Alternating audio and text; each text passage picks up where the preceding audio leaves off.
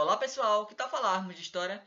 Bom gente, esse vídeo aqui vai ser um pouco diferente porque não vamos falar o que aconteceu na história, e sim sobre a história. Resumindo, nós vamos falar sobre o estudo da história. O que é a história?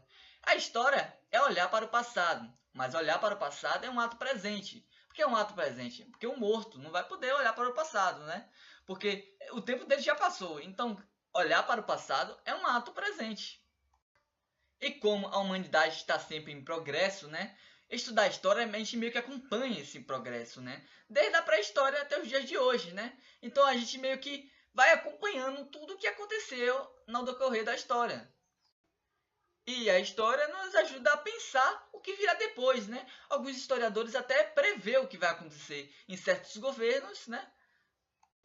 Mas o que podemos fazer para invocar a história? A história se baseia mais em documentos, sobre vestígios que a humanidade nos deixou, né? Por exemplo, documentos pode ser o quê? Documento oficial, cartas, título de propriedade de terra, contratos, leis antigas, relatos mesmo através da fala, né? Monumentos, né?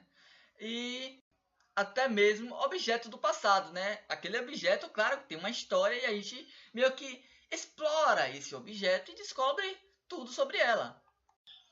Os grandes monumentos, né? Eles são construídos por trabalhadores, mas sua memória está vinculada aos governantes daquela época, né? Por exemplo, JK, Juscelino Kubitschek, ele fez o quê? Brasília. Claro que ocorreu, né?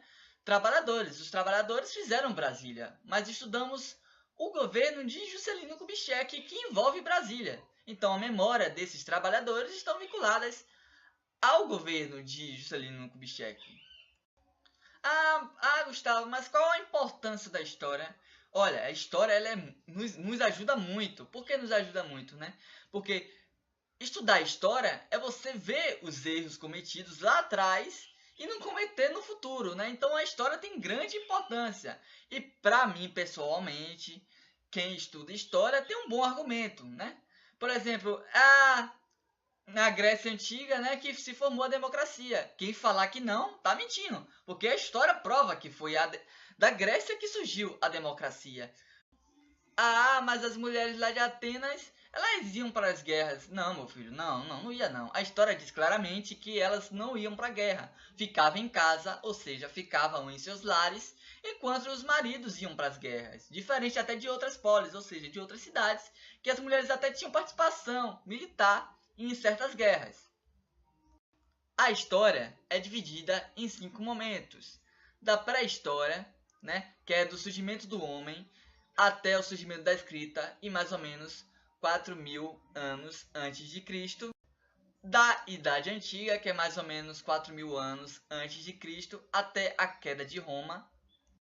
Idade Média, que é da queda de Roma até a queda de Constantinopla em 1453.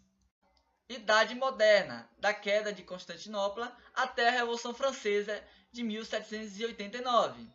E, por fim, Idade Contemporânea, que é da Revolução Francesa até os dias de hoje. Valeu, galera! Se inscreva no canal se você não estiver inscrito, dá aquele joinha, compartilhe o vídeo para os seus amigos. Falou e até a próxima!